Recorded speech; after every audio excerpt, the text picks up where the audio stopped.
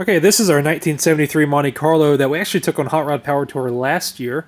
And Power Tour is kind of snuck up on me even though I am unemployed. You know, I ain't got a whole lot of stuff going on in my life other than working on these old cars.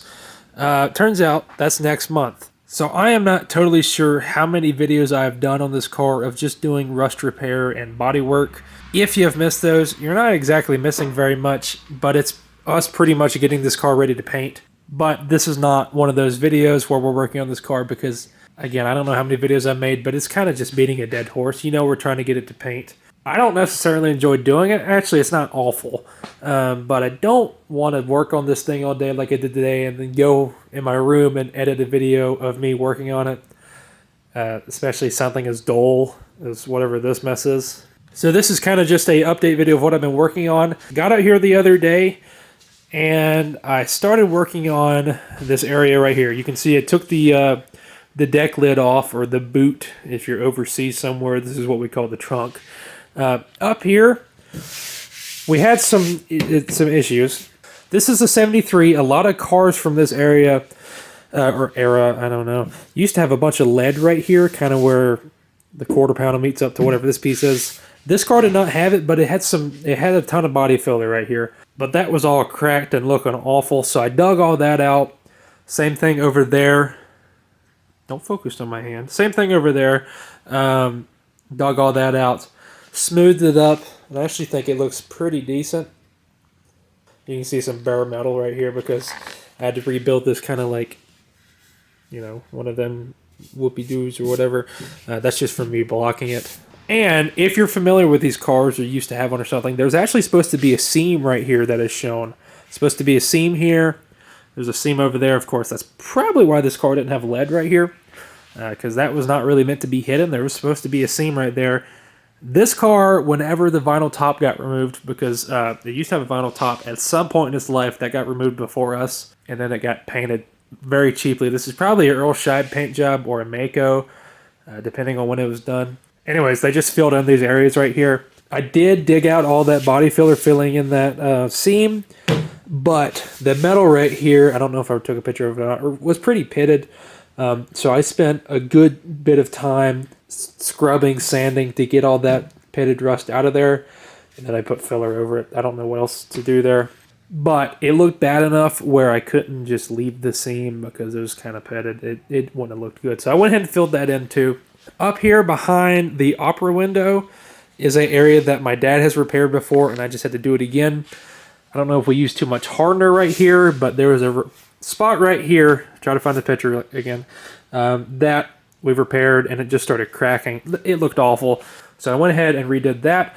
Up here I've got an arrow because you can kind of see there's some body filler right there cracking. I'm going to have to dig that back out. I kind of wish I would have done all this in one, you know, big thing, because there is a seam right here. I don't know how else they did it, but honestly, there's a 1/8 inch to 1/4 inch of Bondo right here. By the way, I say Bondo. I don't know what brand it is, but it's not Bondo. That's just kind of the catch-all word for body filler to me. Where the roof meets up to this side, through here is just a bunch of spot welds and body filler. Probably like that from the factory. I dug out some ancient body filler while doing that. So that didn't make me feel as bad when I put probably 1/4 inch to over 1/4 inch in this area right here. This area back here all along the edge, the paint was not fantastic. And we just had some surface rust popping through. So all of that has been sanded down, and you're just seeing some high bulk primer on here right now.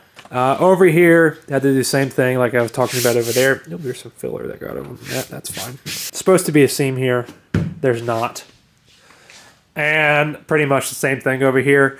This is where those spot welds were. So I had to dig all that out. Some ancient body filler, probably from the 70s. Why is my phone ringing? I'm not totally sure what I was talking about. I had to go pick up some Spam from my sister who put on the driveway. In fact, still there on my tailgate. Spam now. $5 a can where I live for some reason. They ran it on sale for $3 something, so we picked some up. Don't remember what I was talking about. I think I was up here somewhere. Anyways, had to dig out a bunch of body filler through here. And I didn't just put regular body filler back. There's a thing over there on the hood of Bondo glass, I think. It's Bondo reinforced fiberglass. That stuff is a bear to put on there because it's long strand fiberglass and it kind of just intertwines with itself, which is good, I guess. You know, also turns into the hardest material in the world if you leave it there for about 2 days before you sand it. It's probably second to titanium on the scale of hardness. Should have mentioned it. I did that to the other side. So there's just some Bondo glass through here with some just skim coats of whatever body filler I used. Down here, I had to kind of rebuild this body line. You can kind of see it's not perfect. It's a long story, but this car, I swear, if it ever went to Walmart, it got possibly every single Walmart buggy, just rammed it through the side of it. Probably went through the McDonald's drive-thru too. It just took out all the pylons there on the side. This car was beat to death. This right here had a older repair done to it. I think, honestly, this whole area was pushed in because there's little holes everywhere where they had to pull out with a slide hammer.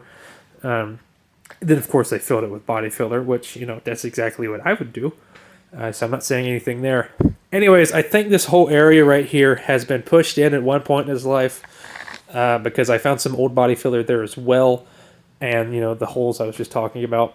Between that and having the rebuild where I over-sanded and had to fill in some body filler, that line, I think, kind of got wonky. I don't know if you can see it on camera. But, like, the top right here, you can kind of see how there's a crisp line. And to me, it kind of just looks like you lose it the farther down you go. So, you know, that's just how it is. But like I said, this side over here is not 100% done. It's about a 96%. I think I'm going to block it a couple more times and put some high build primer on it in between. Oops, cat in the trunk. But I'll block this tomorrow, and then I'm pretty sure this side will be 100% done. I'm kind of just working my way forwards, like the cat is. So the next area I'm going to fix off camera is probably this right here. That'll take me about half a day to think, I think.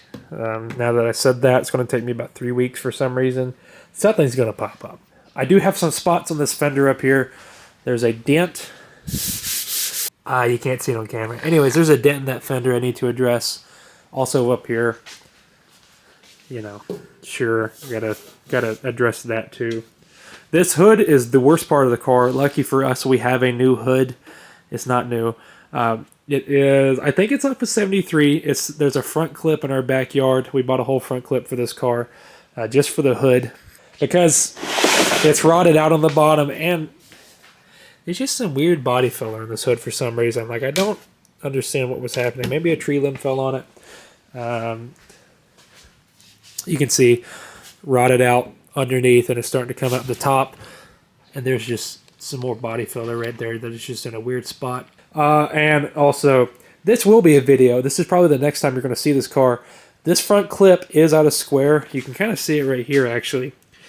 It needs to go towards the passenger side about a ½ inch last time we measured. So that is a whole other issue. This car was hit in the front at some point in its life. Like I said, this car was beat to death by whoever owned it last. You can kind of see the car kind of sweeps to the right up there on that fender. It's not supposed to do that. So if we go over here, you can see that it doesn't do that. Because it's not supposed to. You can also see the hood being out of square right there. The hood is fairly straight, and that fender just kind of curves to the left. So the front of the clip needs to go to the right ½ inch. I started to say it, and then I got sidetracked on something. This car was hit in the front. Luckily, it was hit in front of the wheels, so it only affected how the front clip like mounts to the frame. Because this car still drives straight as an arrow, but it has been repaired. It just ain't been repaired great. So that front clip's got to shift this way. I don't know how I'm going to do that. It's probably going to involve remaking some mounts up there. I would like to think I can waller out some holes a ½ inch, but that's probably not going to happen. I'm probably going to have to cut some stuff off and re-weld some stuff to get it to line up good. And then the bumper is going to have to be, you know, brought this way a ½ inch. So we'll get there. But we have to do that before we paint this car because this hood fits terrible. And right now, it's actually an issue on the other side. Whenever you raise and lower this hood, it scrapes paint off back here. So there's no point in painting this car if it's still going to do that. So I'm going to continue working on this off camera until we get to the front clip issue.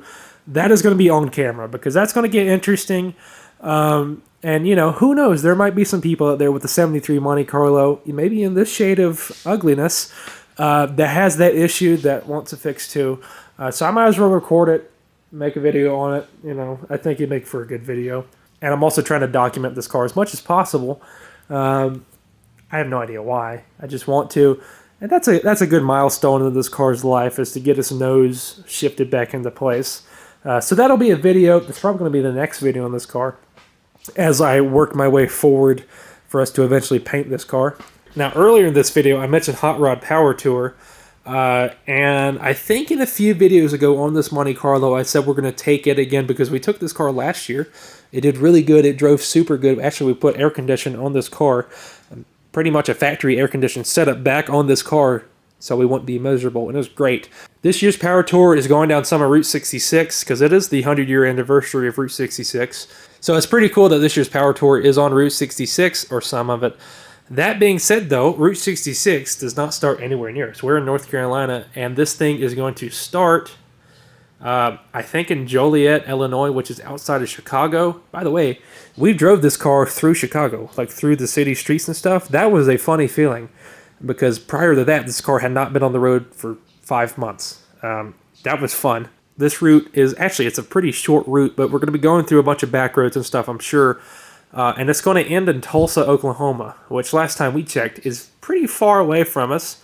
So we want something that has proven itself time and time again. This truck, which is an 85 C10, this is my dad's truck, has went on 4 power tours, which is like, the first one was over 3,000 miles going down to Pensacola, Florida, and Hoover, Alabama and stuff. It's proven itself. It's probably got over 10,000 miles of just power tour, and that's us doing really stupid stuff to it too. That's why the back tires are bald. We need to put some new tires in them, at least on the rear, before we go. From here to Tulsa, Oklahoma is like 13 or 14 hours. So we're going to take this truck. Also, it does not always sit this high in the rear. I know it kind of looks hot roddy, but this truck, when it's loaded down with junk, is pretty much tucking tire in the rear. The front, I think that's usually about how it sits, if not a little bit lower. We've got the rear jacked up because we found an interesting issue. We noticed this issue while we was fixing a transmission leak. This truck is not the fastest truck in the world, but it's got some motor work done to it, and it's got some pretty thick tires on the rear that like to grip up, kind of, on a drag strip. Especially sometimes if you get lucky on Power Tour, they add some like sticky stuff to the track, which is kind of fun. And we got it to grip up a couple good times, and we realized when this thing grips up, it had a really bad shake to it, which we thought was just cool because it was getting a lot of traction. Turns out the axle is twisting. This axle is twisting, and this drive shaft is kind of binding up. I'm not going to take one out because it's 8 o'clock and I don't feel like working on this truck, but those bolts holding in the U-joint that my camera is not pointing at are like gnarled up, and kind of like, it looks like something's been hitting it. And if we look there on the drive shaft, when this axle twists, I forgot if it twists up or down. I think it twists up.